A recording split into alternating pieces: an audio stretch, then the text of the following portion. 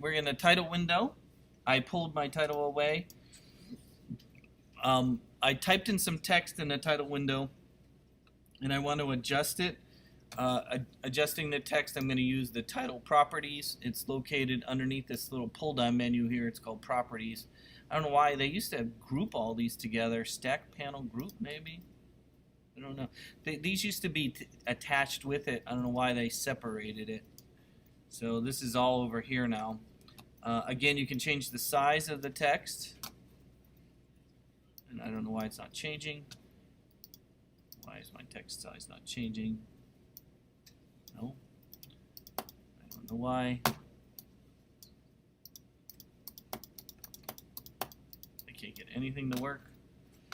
It's different than the title window I'm used to. Shit. I can't get anything to change.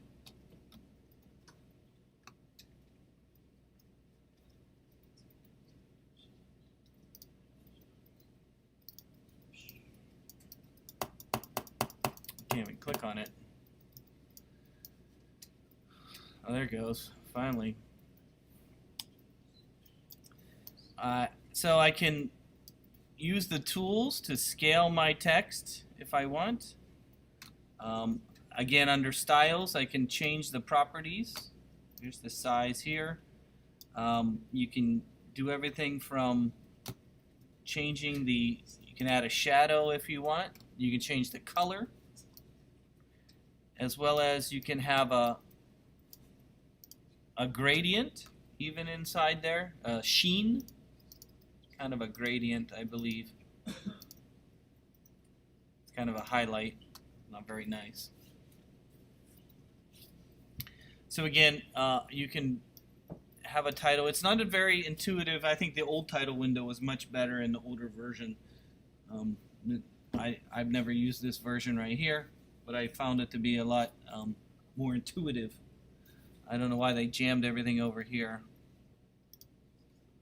So again, you can make a title. When I'm done with my title, I can close it. I can drag my title from the project window here into in here. So just like we were before, how you can have multiple layers. So let's say I want to have a white background.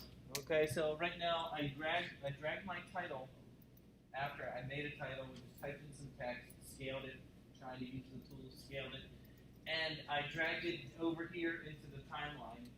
Notice how I put it on V2 because I'm going to actually put a color underneath there, okay, as well as the logo that I downloaded as well. So I'm going to have 3 layers for the title, and we'll make a little music in the beginning. Okay, so again, I typed in some text using file, new title. I don't know, they jammed all the tools over there. I can take that and put it into the timeline here, and then I'm going to put a color background as well as the logo.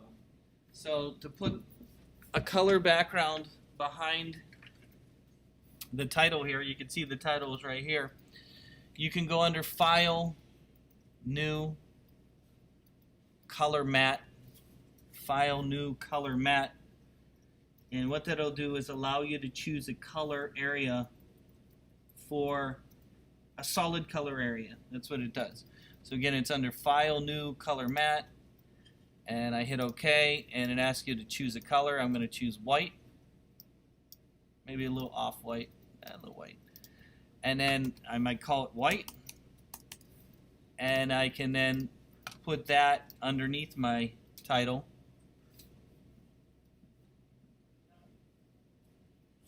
Okay, so again, to make a color area in the video, to make just a plain color, whatever, is underneath File, New, Color Matte, and you can choose any color you want. You hit OK. You choose any color you want, hit OK, and it'll ask you to name it. This is red, and I can drag that in if I want red. There, I got a red background. Okay, so to make a solid color area. And of course now my text doesn't show up very well, so I should probably change the color of my text. If I just double click on my title over here in the project window, I can change the color of the text.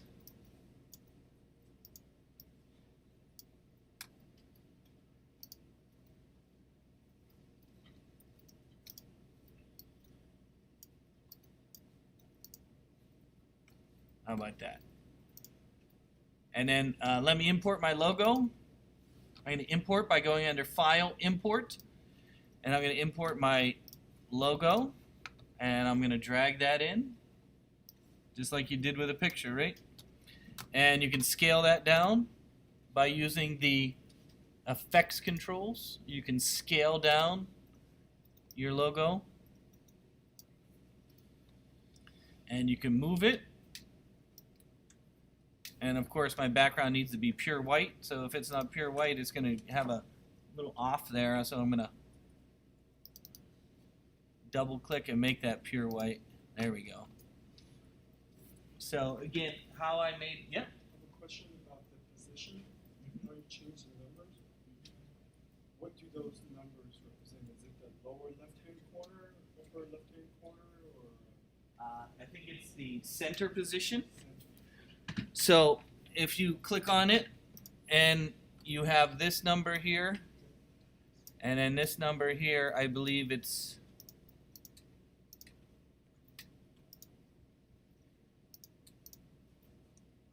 redo. I believe these numbers are center. I don't know. Let's try and move it. So if you click on the word motion, see how I clicked on the word motion? It gives you a box around it. And then I can drag it. Let's put the center position in the upper corner. Yeah. See how the center position now is 0, 0? It's in the upper corner. So the numbers are representing the center of the graphic.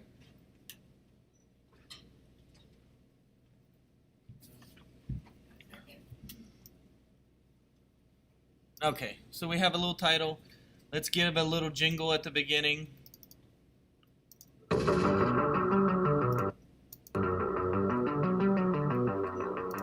Okay, we'll put some scary music at the beginning. Scary music. Of course, I'm going to go all the way back to the beginning. Scary music. So again, if you choose some audio to put in, you can set in and out points, just like you could. Remember the in and out points of the video? And I click here where the little sound thing is, and I can drag it in the beginning of my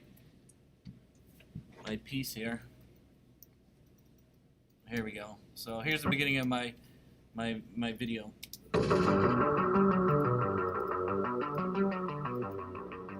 Okay. Okay. That's not quite the appropriate sound, but we'll go with it. Okay, so again, we have some graphics, you can make some text, and you can slap some sound all at the beginning of the video just by importing and stacking them. Remember, everything layers up. So if you want something to be on top of something else, it needs to be above. This is on top of this, which is on top of that. So if you're thinking of things on top of each other there. Okay, let's do some video. Let's put the interview in. So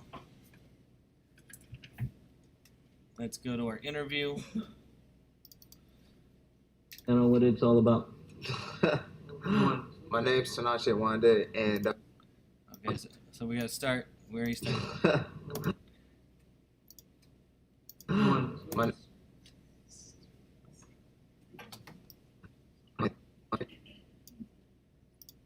Tinashe Wande. Uh-oh. My name. Remember, you go one frame at a time.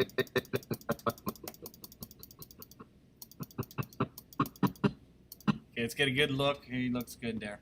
My name's Tinashe Wande, and YouTube channel right now is, I guess, like vlog and comedy based, and then some of the other stuff is kind of secret for right now until further notice.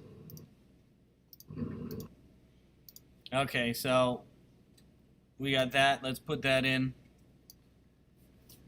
Now, let's talk about the beginning. My name's. You notice there's a at the beginning, right? Did you hear that? So, you know, fine-tuning and editing is a little difficult. I mean, we could try and chop it out by just moving this over and then moving that over. My name's Tanache Wande. So you can do things like that. So I just kind of zoomed in. Remember, this is a zoom feature right here. You can zoom in and zoom out, zoom in and zoom out. In addition, you can scale this larger, and it'll actually show you the waveform. The waveform here. If you want to blend the music and the narration at the same time, I could scale the music to be the line up with this, and then put a transition in there.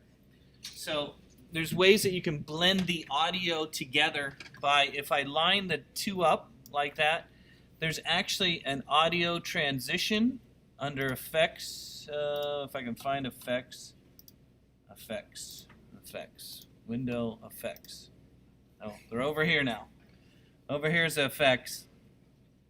So under effects over here, you'll notice there is a variety of video transitions, but there's also audio transitions, and of course the default one is called constant power. And if I grab that effects and drag it between the two audio, it'll kind of blend those together.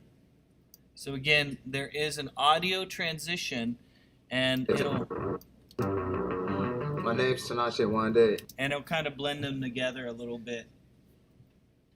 My name's Tanache Wande. And that's probably not the best to do, but I just wanted to point it out right there. It's probably not the best to do. What I would probably do is I would fade the audio out a little bit before he starts. What you can do to fade the audio out is you have a fade option. You might want to try that, and by putting it at the very beginning of the music. So again, fade right here. I didn't put it between the two clips. You put it at the beginning, and it should. My name's Tanache Wande. Did you hear that? Okay, so you don't necessarily have to drag it between the two audio clips. You put it at the beginning of the one to fade the one out. Okay? So there's ways of doing that. So you might want to try different audio transitions. My name's Tanache Wande, and YouTube channel right now is, I guess, like vlog and comedy based, and then some of the other stuff is kind of secret for right now. Okay, so of course we want to have a little bumper that comes in with his name on it, but I'll never be able to spell his name, so you're gonna have to write it down for me. I can't spell potato, so you got that? I feel like the vice president. Remember which vice president couldn't spell potato? Dan Quayle. Dan Quayle. Same that.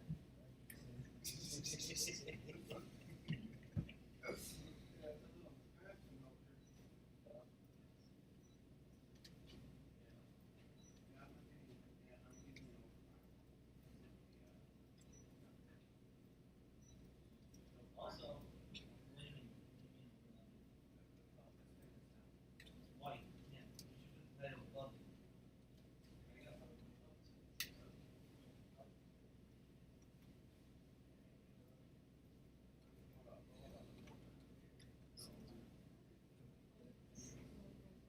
Do you want the title to be the first talking, or do you want it to be? What do you want to do? Okay, this is a solid blank, right? So it's going to cover this.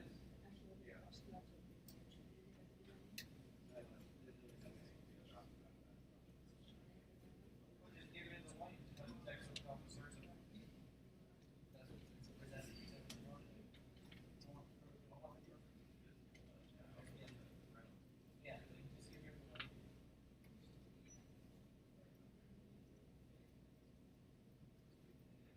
That's fine, you don't have to do white. Yeah, it's cool. Thank you.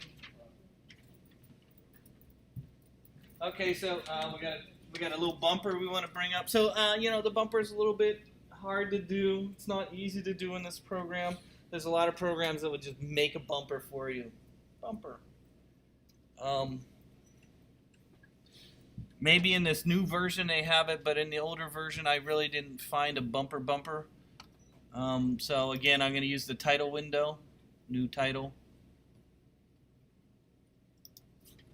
And in the title window, it shows you a thumbnail of where the...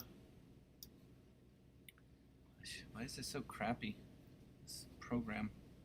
The title window used to be so good. I can't believe they destroyed it. They destroyed it. Look at this. Destroyed. Look at this. Destroyed it. I can't even use it. Okay. They used to have all the tools integrated with the window. Now I have to try and find them over here. Question. Uh-huh. Can you do a transparent Photoshop timeline and put it on top of it, or would Photoshop not be transparent and would not go over the original MP3 video? What do you mean? A transparent what? Photoshop timeline. Title you mean? Yeah, but you can't do a transparent to go on top. Sure. Of the video. If you save it as a PSD, it can be transparent. But can you do it in motion though, a timeline? Sure. Okay. You can put it in the timeline. Ben will show you that next week. We'll get. Okay, so again, I'm going to do a little bumper. I'm going to do a rectangle that kind of comes from the side. I'm going to have it kind of fade in over here from the side. Let me move it down a little bit, and we'll put his name in there. You can change the style of this to be... They used to be so much better. I don't know why they did that. You can have transparency. You can have a gradient if you want. What is ghost? I never. Ooh, ghost is ghost. You can have a color to it. We'll give him a nice pink. It doesn't have to have a. It doesn't have to have a stroke. Why? It looks like it has a stroke already. Why does it automatically have a stroke? I don't know. But see the white line around it? I don't know why there's an automatically white line around it. It can have an opacity, so it shows up like an opacity. I don't know why it has a white box around it. I don't want that white box. Oh, maybe it doesn't when you click off it, maybe. And then I can use some text with the text tool. If I can find out how to use the text tool. Boy, this is horrible how they changed it. And I'm going to type in some text of his name.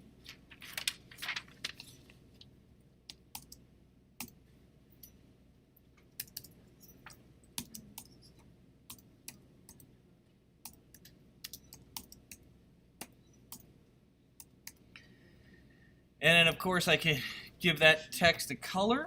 It's over here. Again, there's a whole bunch of pre-made ones in here underneath text styles. You might want to try one. I don't know. This one, maybe.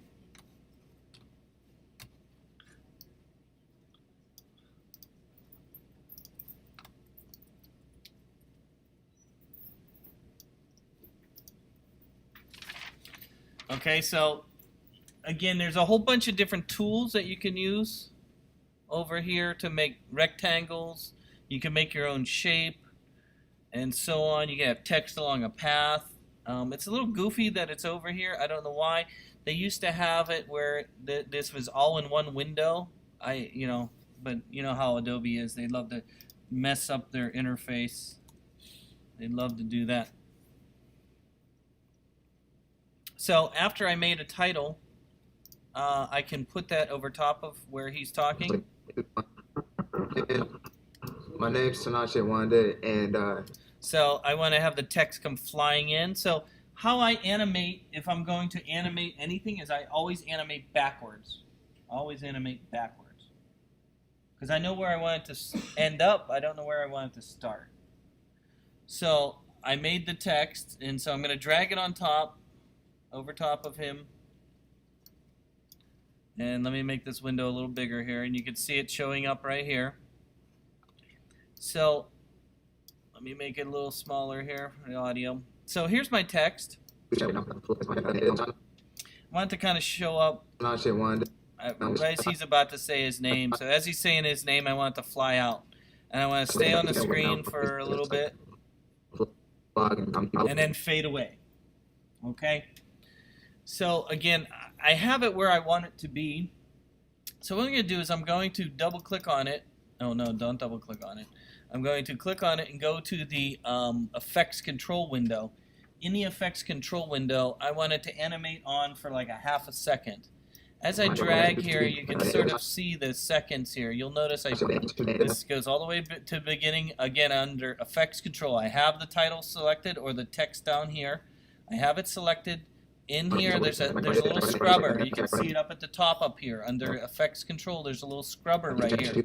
In that scrubber, I can go all the way to the beginning, and I can go to where it says motion, and I can hit position. Okay, that's the position of the title. I'm going to go over a little bit, maybe about, let's say 520 is where it starts, about 608. That's about a half a second. And I'm going to hit another keyframe right here. This one right here. It looks like a little triangle. So to move and do motion with your pictures is by applying effects control, a motion here. And so in the effects control, you can put a diamond here and then at the beginning. So I have two positions, right? Two positions. I can go back to the first position and drag it off the screen. So I can go back, again, it's under effects controls. You have position right here. I can go back to the first position right here. And I can use the numbers if you want. There's numbers here where you can drag it. Oh, not that way if you wanted to go down. And I can drag it off the screen using the numbers here, like that. And then if I play it, you'll see. Watch it one day, and YouTube channel right now is, I guess, like vlogging. Okay, so again, a quick, easy way of doing that is selecting text. It's over top of him, right? It's over top. In the effects control, I twirl the little triangle down right there, and I have a position right here.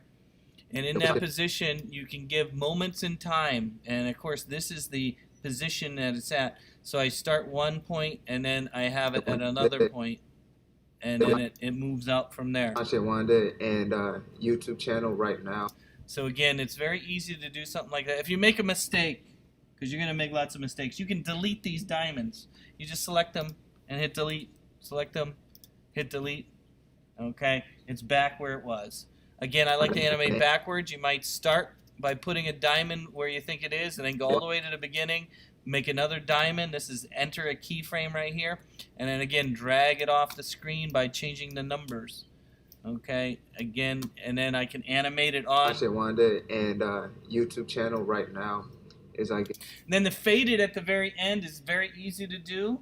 I just put the dissolve transition at the end. So if you remember from last week, there was one that's called effects. There's a dissolve, video transition, and I put the dissolve at the very end of the audio, right at the very end of the title. So if you look at what I got. My name's Tanache Wande, and YouTube channel right now is, I guess, like vlogging. See how it faded away at the end? So again, I use motion to get the text to come out, and then I got it to fade away. Okay? This video is pretty good the way it is shot right now, but if you want to do some basic color correcting, there's all kinds of different ways of color correcting inside the program. Probably the best color correcting is this one, the Luma Meter color, whatever you want to call this one right here. So if you select your video, and over here in the this area over here in this version of Premiere, the version of Premiere I have, you have to actually drag it onto it. But if you have it selected over here, you'll have some basic color correction. You have basic correction will change the temperature and tint. Okay. You got exposure. So if you shot something that's too dark and you want to brighten it, exposure will brighten. Okay. The nice thing about exposure is it doesn't adjust the colors. Okay. It's just intensifying it. Okay. So there's exposure. Of course, contrast. highlights, to make the highlights brighter, to make the shadows brighter, and you got whites and blacks, and then of course there's an auto setting. The auto didn't do very good, did it? So let's reset. Okay, so sometimes the auto does work well. Right there it didn't. So there's some basic color correcting right there. You got a basic white balance. Again, we already talked about that. And then you got saturation. Of course, the more saturation, the more color. So if it's kind of dull, you would increase the saturation. Or if there's too much color, you can decrease it. In addition, you have creative. I don't know what that one is. Oh, it has all the different sharpen. This is about saturation as well. Makes it more vibrance. Again, saturation. Faded film gives you a faded film look. I'm not really sure. And then you have your highlight and tint for color balance there. And then the one I probably use the most is curves. One of the problem shot with most video cameras is that they shoot very flat. There's not a lot of dynamic range between darks and lights. And so the curves is probably the best one to give you that. Like if I wanted to make sure that this background is kind of dull but it's not white and I want to make it whiter, I can actually put a little dot here and increase. Now this is white up here and it's black down here. And so this will increase it. So if I go like that, you can see how it gets brighter. And if I go like this, it gets darker. Okay, so if I wanted to make the whites whiter, I could go up here and get this white here a little bit brighter. If I want to bring a little brightness out in him, you can go right here. If I want to make his shirt darker or more black, I can click here and drag it there like that. So if I give this kind of S curve like this, you can see I can turn it on and off, and you can see the difference right there. Okay, there's a more contrast by giving it kind of this S kind of curve in the curves area. And now the curves has been around for a long time. I remember in 1989 I got a computer called the Masterpiece 5000 run on a Silicon Graphics computer with a Targa Targa board inside, and it had curves, and I was using curves for a long time to do color correcting. So curves has been around, and it's probably the most useful. They have a color wheel for shadow, midtones, and highlights. So the midtones, if you think they're too orangish, you can drag it towards the blue area. Because he looks kind of a little bit too, his skin tone is a little bit too warm. And I don't know if you can see the difference there, but just by giving the midtones a little bit bluer, get some of the red out of his face there. And then that was color wheel, and then vignette, I'm not really sure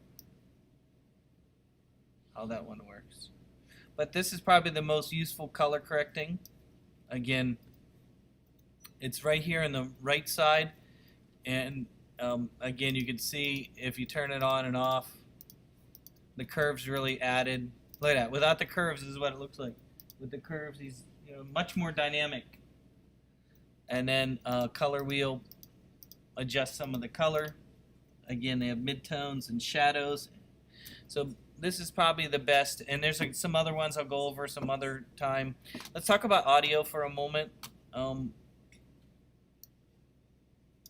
Again, to adjust the audio, let's say you were going to have two things of audio. Let me bring in a little bit more music in here.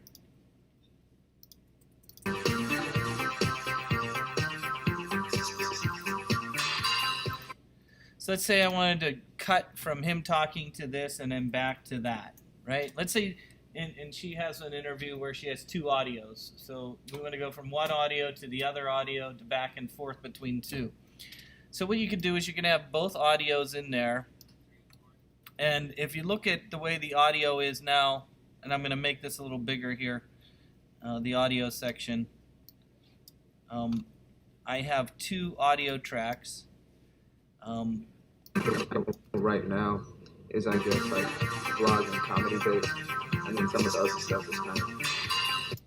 So I want to be able to fade in a little bit of one and fade out the other. Probably the easiest way to do that is to use the effects window. So if you select your video here and we go to the effects controls, in the effects controls you have volume. Under volume you have levels. So let's say I want to fade him out and fade the music in here. I could hit a keyframe, move it over a little bit, hit another keyframe, and I can simply, if you look over here in this window, you can actually dynamically drag it down like this. Drag it down. And then I can move over a little bit. I can hit another keyframe. Again, I'm on levels for sound. I can hit a keyframe there and hit another keyframe, and I can dynamically drag it up. And so I can have his voice be totally silenced. YouTube channel right now. And then some of the other. And I can do the same thing with the soundtrack, where I could select it, go to my volume control, put in a bunch of keyframes in there, where I want it to go from here to here, and I want it to go down here, down, and I want it to come up here, and then I want it to go down here, down. Now this works great for just simple things like what we're doing now. If I was doing a, an hour-long movie, this would be painful.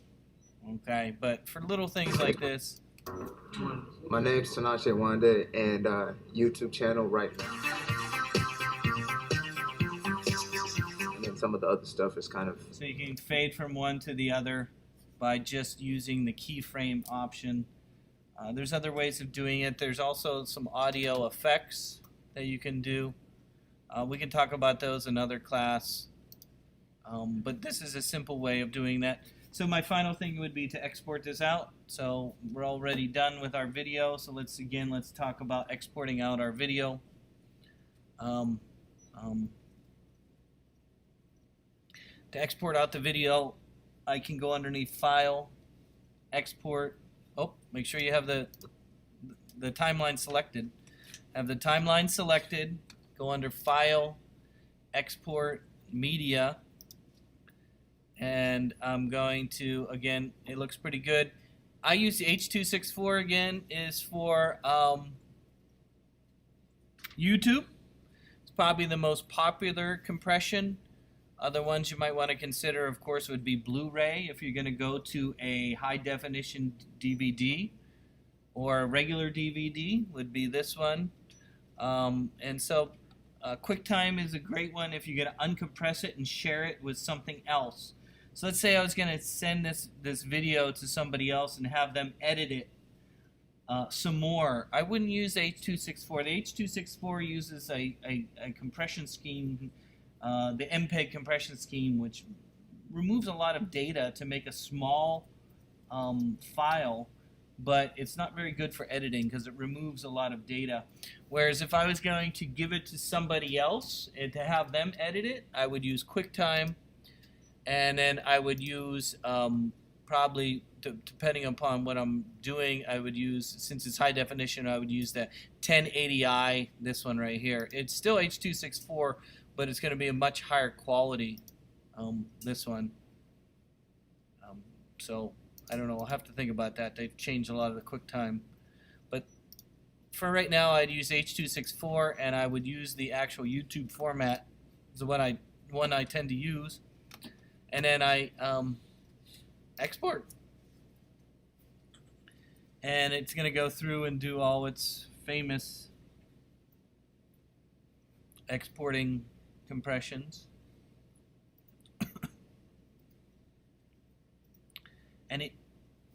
And it looks a lot better with that little color correcting. I think it looks a lot better. It's not done yet. Still working on it.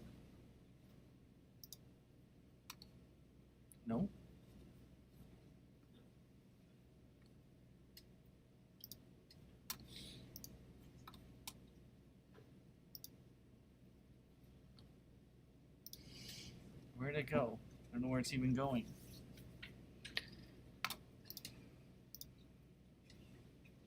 Oh, it went on the desktop. Oh, here it is. So again, we got our title. We needed a little kerning there. A little kerning would have helped.